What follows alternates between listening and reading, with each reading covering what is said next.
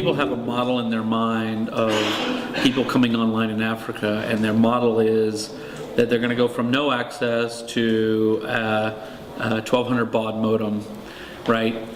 You got it all wrong.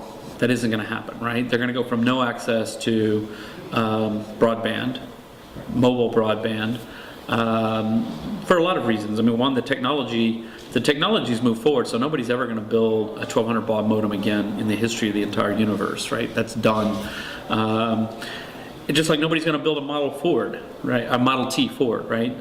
You wouldn't do it that way. We know better now. Things that we traditionally think of as super important, okay? What do they say for retail? Location, location, location, right? It's the oldest statement in the book, which used to mean you needed to be visible on the street where people are driving by.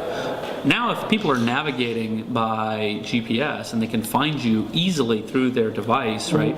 You don't have to be on the main street. You can be slightly off of it and people will still find you. So what does that do to the relative value of real estate that's directly on the main drag versus one street off? It changes it. Those are the kind of second order, third order effects that I think are not often noticed at first. Like, we don't see them until we begin to realize over time, like, gee, you know, there's this new fast food company and they seem to be really profitable. And why is it? Well, it's because they're not on the main drag, they're one street off. They saved a ton of money on real estate.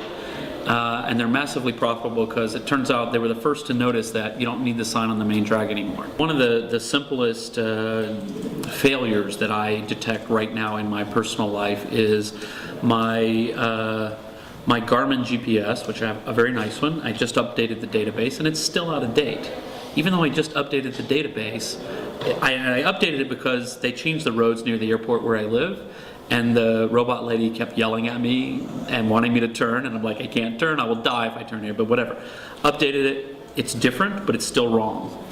And now we see Google actively moving into this space, and Google has their own map data, so they don't have to license it. That's the kind of thing that, if it's updated real time live on the internet, that can improve. But also, like, I can search for restaurants and things like that in my GPS. All that stuff is going to go away. All that is moving into the phone.